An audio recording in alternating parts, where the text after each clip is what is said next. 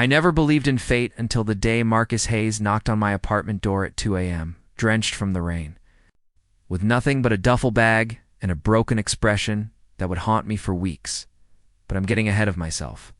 Let me start from the beginning, from the day I posted that stupid roommate ad online.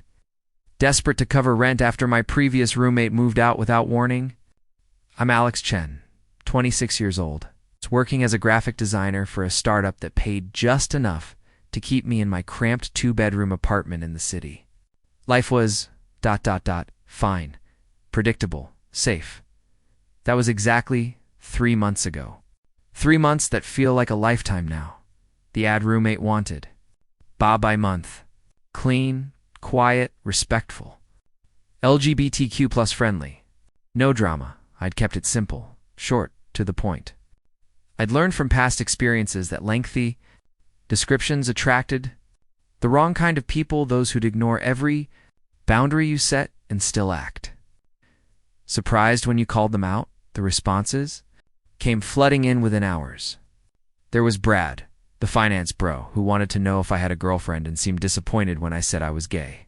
There was Melissa, who seemed perfect until she mentioned her emotional support peacock. And then there was Derek, who sent a shirtless bathroom selfie as his application photo. I was about to give up when I saw his message. Hi, Alex. I'm Marcus. 28, software engineer, recently relocated for work. I'm quiet, clean, and I promise I'm not a serial killer, though I guess that's what a serial killer would say, right? I work from home mostly, so I'd need reliable internet. I cook occasionally, nothing fancy, but I make a mean carbonara. I'm also gay, if that matters. Just thought I'd mention it since you specified LGBTQ plus friendly. Looking forward to hearing from you. Something about his message made me smile. It was self-aware, honest, and there was a warmth to it that the other messages lacked. I clicked on his profile picture, a candid shot of him at what looked like a hiking trail. Genuine smile, dark curly hair, slightly messy from the wind, warm brown eyes that crinkled at the corners. He was handsome, really handsome, which immediately made me suspicious. I'd learned the hard way that attractive people rarely needed to reply to roommate ads. They had friends, connections, partners who'd take them in. But I responded anyway, suggesting we meet for coffee to discuss the arrangement. First, impressions. We met at a cafe near my apartment on a Wednesday afternoon. I arrived 10 minutes earlier, nervous habitant, ordered a nice coffee I didn't really want, just to have something to do with my hands. Marcus arrived exactly on time. He was taller than I'd expected, maybe 6 feet, with broad shoulders under a simple gray Henley. But it was his eyes that caught me, those same warm brown eyes from the photo, but with something else I hadn't noticed. A tiredness. Oh wait, Alex, he asked, approaching my table with a tentative smile. Marcus, hi. I stood and we shook hands. His grip was firm but brief. We talked for over an hour. He told me about his job at a tech company, how he'd moved from Seattle for a promotion he couldn't refuse. He was easy to talk to, asking questions about my work, nodding thoughtfully when I complained about my boss's obsession with synergy. He laughed at my jokes, really laughed. Not the polite chuckle people give when they're not actually amused. So why me? I asked finally. You seem like you have your life together. Why answer a roommate ad from a stranger? Something flickered across his face. Honestly, my relationship ended pretty badly right before the move. We were supposed to relocate together, but it didn't work out. I've been staying in an Airbnb for the past 3 weeks, and it's draining my savings. Plus, it's lonely, you know? Being in a new city without knowing anyone. There it was. That vulnerability I'd sensed in his message. Sorry, I said, meaning it. It's okay. It was coming for a while. I just didn't want to see it. He smiled, but it didn't quite reach his eyes. So, do I pass the interview? I should have thought about it more. Should have met with other candidates, checked references, done a background check. But something in my gut told me Marcus was genuine. Yeah, I said. When can you move in? The relief on his face was palpable. This weekend. Is that too soon? This weekend works. We shook hands again, and this time, He held on just a moment longer. Thank you, Alex, really. You have no idea how much this helps. I didn't know it then, but those words would echo in my mind months later, taking on meanings I never could have imagined. Moving day Marcus arrived Saturday morning with less stuff than I'd expected. A few boxes, that same duffel bag I'd later see him arrive with on that rainy night, and a desktop computer setup that looked expensive. No furniture, no decorations, no photographs. Travel light, huh? I asked, helping him carry a box upstairs. Yeah, most of my stuff is in storage back in Seattle. I figured I'd see how things go here before shipping it all across the country. Smart. We spent the day setting up his room. I'd cleared it out completely, so it was a blank canvas. Marcus kept thanking me for every little thing, the extra hangers I'd bought, the desk lamp I'd left in there, the fact that I'd cleaned the windows. You really didn't have to do all this, he said, looking genuinely touched. It's your home now, too. I want you to feel comfortable. That evening, we ordered pizza and sat on my slightly worn couch, watching a documentary about penguins that neither of us particularly cared about. It was comfortable, easy, like we'd been friends for years, instead of strangers who'd met 4 days ago. This is nice, Marcus said quietly during a commercial break. I haven't felt this settled in a long time. Yeah, my ex David, we were together for 4 years, but the last year was just constant fighting. About everything. Where to live, whose career was more important, whether to get a dog. Stupid stuff mostly. But it wore us down. He paused, took a sip of his beer. Sorry, I don't mean to dump this on you. No, it's okay, really. And it was. There was something about the way Marcus talked, honest, reflective, without bitterness, that made me want to listen. What about you? He asked. Seeing anyone? I laughed. No, my last relationship ended about a year ago. Since then, I've been on exactly 3 dates, all terrible. I think I'm just bad at the whole dating thing. I doubt that. You seem pretty great to me. The compliment caught me off guard, and I felt heat rise to my cheeks. Thanks. You too. We smiled at each other, and for just a moment, something hung in the air between us. Something I immediately pushed away. Marcus was my roommate. He'd just gotten out of a long relationship. This was not the time for whatever that feeling was. I cleared my throat and turned back to the penguins. The first month living with Marcus was shockingly easy. He was tidy without being obsessive, kept regular hours, and was considerate about noise and shared spaces. We developed an unspoken routine. He'd make coffee in the morning while I showered. I'd cook dinner most nights while he cleaned up afterward. We'd watch TV together some evenings, work in companionable silence on others. I learned things about him in small increments. He was a night owl, often working until midnight or later. He listened to lo-fi hip-hop while coding, the gentle beats drifting under his closed door. He ran every morning at 6, rain or shine, coming back sweaty and oddly peaceful. He video called his mom every Sunday afternoon, speaking to her in rapid Spanish. I couldn't follow but found oddly soothing. He was also, I was beginning to realize, genuinely kind. Not in that performative way some people are kind, doing good things to be seen, doing good things. But in small, thoughtless gestures that suggested it was just his nature.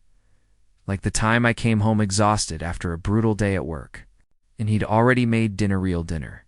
Not just takeout because he'd made extra carbonara and figured you might be hungry. Or when my laptop crashed right before a big presentation, and he stayed up until 3 a.m. helping me recover my files, refusing to go to bed until we'd gotten everything back, or the morning. I overslept, and he'd left a still warm coffee on my nightstand with a note that just said, "You've got this." I tried not to think about the way my heart jumped when I found that note. Tried not to notice how my eyes automatically sought him out when I came home. Tried not to care that he'd started dating someone, a guy named Jason he'd met at the G. Man would sometimes not come home until the next morning. It was fine. Marcus was my roommate and my friend. Nothing more. That's what I kept telling myself anyway. The night everything changed, it happened on a Tuesday. I'd gone to bed early, exhausted from back-to-back deadlines, and was in that deep. Dreamless sleep that feels like falling through space. The knocking woke me. Insistent, urgent, but not violent. I stumbled out of bed. Checking my phone to 17 a.m., I made my way to the front door. Through the peephole, I saw Marcus, but not the Marcus I knew. This Marcus was soaked through, shaking, eyes red-rimmed and hollow. His shirt was torn at the collar, and there was a darkening bruise on his cheekbone. I yanked the door open. Marcus. "What? I'm sorry," he said, voice cracking. "I'm so sorry. I didn't know where else to go. Can I come in?" Of course. I pulled him inside, my hands on his shoulders, trying to assess the damage. "What happened? Are you okay? Should we call the police?" He shook his head violently. No police. Please. I need." His voice broke completely then, and he collapsed against me, his whole body shaking with sobs. I held him. Right there in our entryway, both of us. Through the peephole, I saw Marcus, but not the Marcus I knew. This Marcus was soaked through, shaking eyes, red-rimmed and hollow. His shirt was torn at the collar, and there was a darkening bruise on his cheekbone. I yanked the door open. Marcus. "What, I'm sorry," he said, voice cracking. "I'm so sorry I didn't know where else to go. Can I come in?" Of course. I pulled him inside, my hands on his shoulders, trying to assess the damage. "What happened? Are you okay? Should we call the police?" He shook his head violently. No police. Please. I need." His voice broke completely then, and he collapsed against me, his whole body shaking with sobs. I held him. Right there in OU, standing in the puddle, forming from his soaked clothes, I held him while he cried. My mind raced through possibilities: assault, accident, mugging, each scenario worse than the last. "Come on," I said softly, when his sobs had quieted to shudders. "Let's get you warmed up." I led him to the bathroom, grabbed towels, started the shower. "Get out of those wet clothes. I'll make some tea." He nodded mutely, and I left him there, my hands shaking as I filled the kettle. What had happened? Where had he been? Had Jason done this to him? The rage that thought sparked surprised me with its intensity. Marcus emerged 15 minutes later in dry-clothes sweatpants and one of my hoodies that was slightly too small on him. His hair was still damp, the bruise on his cheek more pronounced now. He looked young and vulnerable and broken, and something in my chest cracked. "Sit," I said, handing him the tea. "You don't have to talk about it if you don't want to, but I'm here if you do." He wrapped his hands around the mug, staring into it like it held answers. For a long moment, he said nothing. Then, Jason hit me. The words were quiet but devastating. "What?" We were at his place. I told him I wanted to slow things down, that I wasn't ready for something serious yet. He got angry. Said I'd been leading him on, wasting his time. Started yelling. Then Marcus touched his cheek gingerly. He pushed me first. I tried to leave, and he grabbed my shirt, shoved me against the wall. "Hit me, Marcus." I got away, ran. It was raining, and I walked. For hours. I didn't know where I was going until I ended up here. He looked up at me finally, eyes swimming with tears. "I'm sorry. I shouldn't have come. You're my roommate, not my therapist, and I'm dumping all this. Stop." I moved to sit beside him, taking one of his hands in both of mine. "You did exactly the right thing. This is your home. I'm your friend. You can always come to me, always." Something in his expression shifted. "Friend," he repeated softly. "Yeah, friend." He squeezed my hand. "Thank you." We sat like that for a while, hands linked, drinking tea in the quiet of our kitchen while the rain pattered against the windows. And I realized that everything I'd been telling myself about keeping distance, about not caring too much, was a lie. I cared about Marcus. God, I cared about him so much it terrified me. But tonight wasn't about my feelings. Tonight was about making sure he felt safe. "You should get some rest," I said, eventually. "We can figure everything else out in the morning." He nodded but didn't move. "Alex, could you?" Would it be weird if you stayed with me? Just until I fall asleep? I don't want to be alone right now. Right. My heart lurched. Of course, not weird at all. We went to his room, me grabbing extra blankets, him climbing into bed fully dressed. I settled into the chair by his desk, prepared for a long night. No, Marcus said. I mean, could you... here? He patted the bed beside him. I hesitated only a moment before joining him, staying on top of the covers while he was underneath. He immediately moved closer, his head on my shoulder, one arm draped across my chest.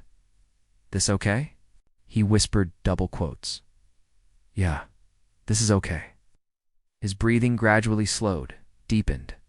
I thought he'd fallen asleep when he spoke again, so quietly I almost missed it. I'm scared, Alex. I know, but you're safe now. I promise, not just about tonight. About everything. About being alone again. About not being enough.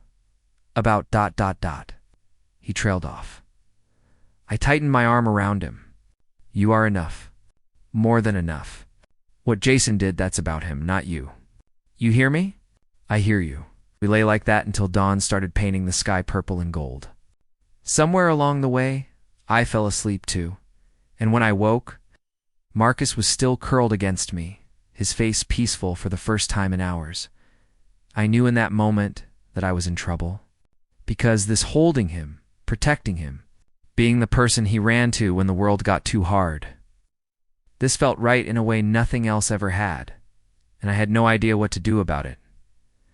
I woke to find Marcus already awake, watching me with an unreadable expression. Morning light filtered through his curtains, casting soft shadows across his face. The bruise had darkened to a deep purple, a stark reminder of the previous night. Hey, I said quietly. He gave me a small smile. Sorry for hijacking your sleep. Don't apologize. How are you feeling? He considered this. Physically? Sore? Emotionally?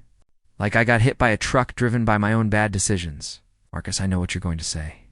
That it wasn't my fault, that I couldn't have known that Jason's violence is on him. Shifted, putting a little distance between us.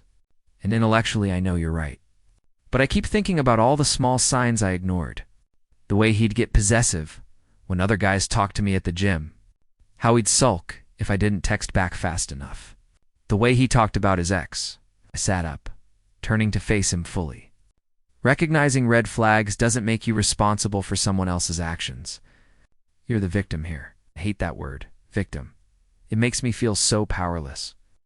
Then you're a survivor. Someone who got out. Who fought back by leaving. He looked at me for a long moment, something vulnerable and searching in his gaze. How do you always know the right thing to say? I don't. I care about you. A lot. The words hung between us, heavier than I'd intended. Marcus's eyes widened slightly, and I immediately backtracked. As a friend? I mean, obviously, because we're friends. Roommates and friends, right? Obviously, said disappointment in his voice. I couldn't tell. He swung his legs out of bed, wincing slightly. I should probably shower, get cleaned up. Do you work today? Yeah, but I can call in. No, please. I need things to feel normal. You going to work me? I don't know. Pretending to work? He managed a more genuine smile. Besides, I'm okay, really. Or I will be. I wanted to argue, to insist on staying home, but I recognized the look on his face. He needed space, time to process on his own terms.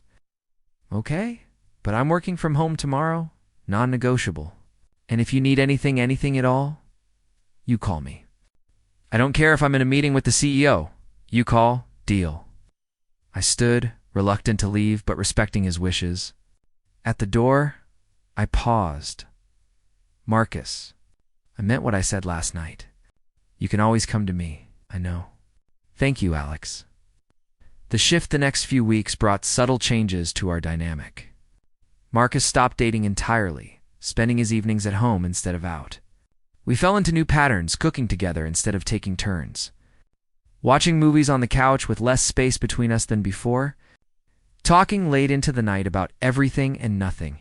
He told me about his childhood in Arizona. About his mom who raised him alone after his dad left. About realizing he was gay at 15 and being terrified for years before finally coming out in college. He told me about David, the 4-year relationship that had felt safe, but not quite right. How they'd stayed together more out of habit than happiness. I told him things I'd never told anyone. About my parents, immigrants who'd worked themselves to exhaustion to give me opportunities. Who loved me, but had struggled to understand when I came out. About my first boyfriend in college who'd cheated on me, and how it had made me build walls I wasn't sure I knew how to tear down.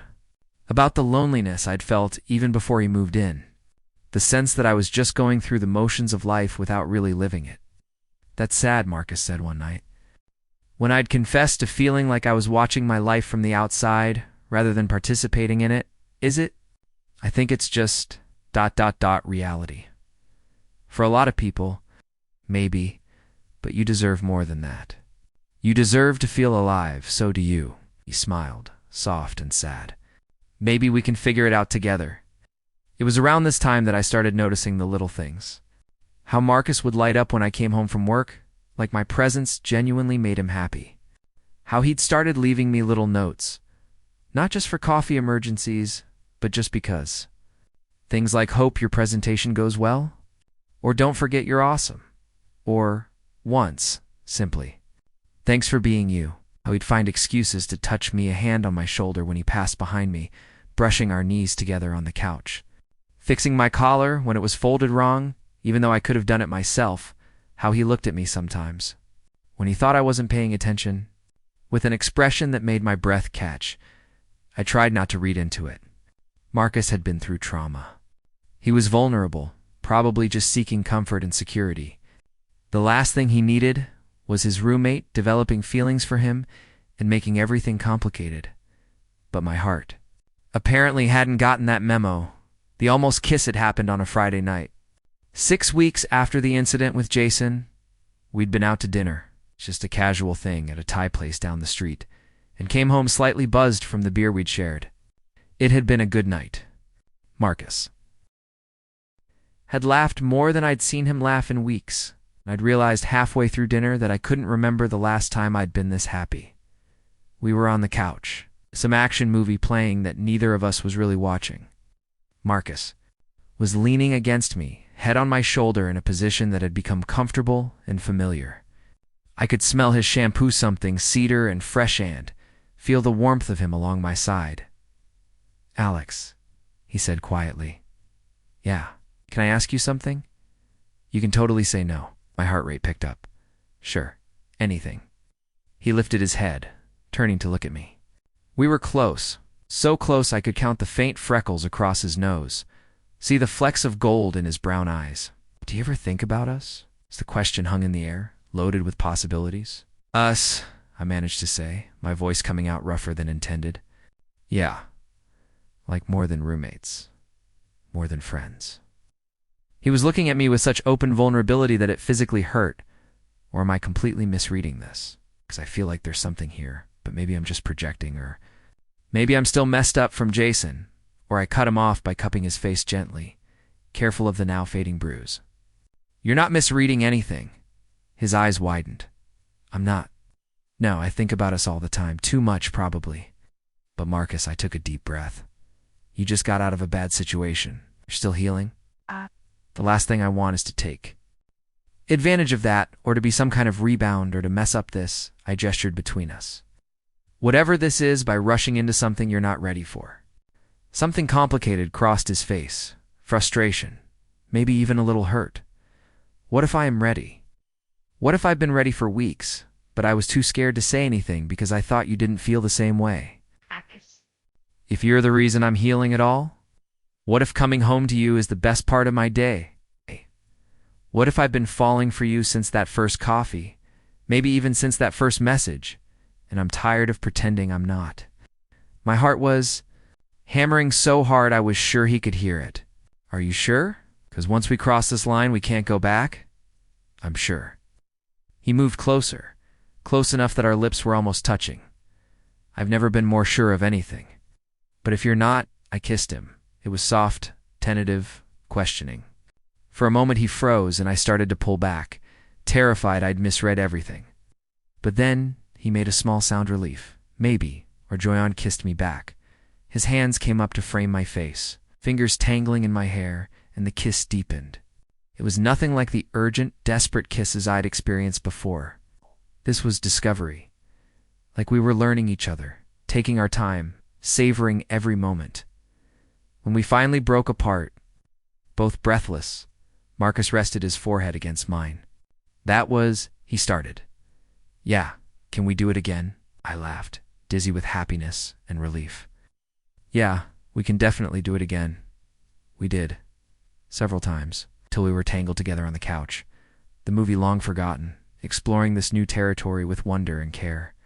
Eventually, Marcus pulled back, his eyes searching mine. "So what now?"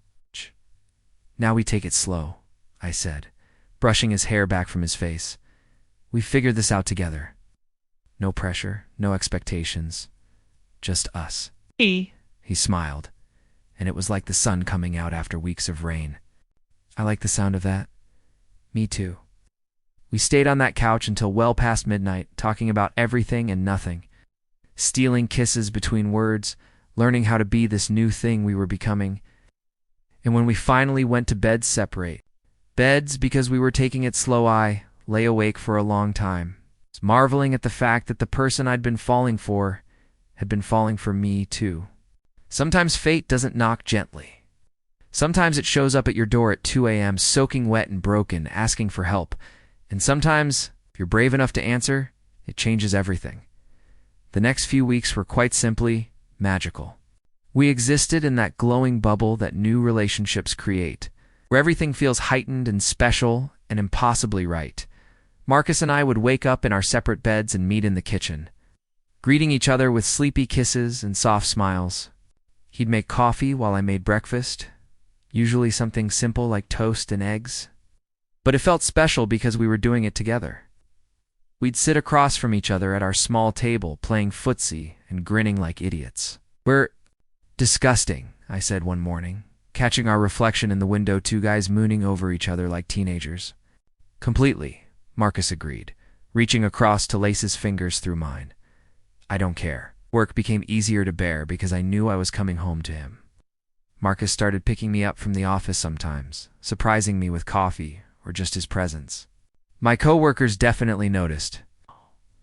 "So that's the roommate," my friend Jamie said one day, watching through the window as Marcus waited for me on the street.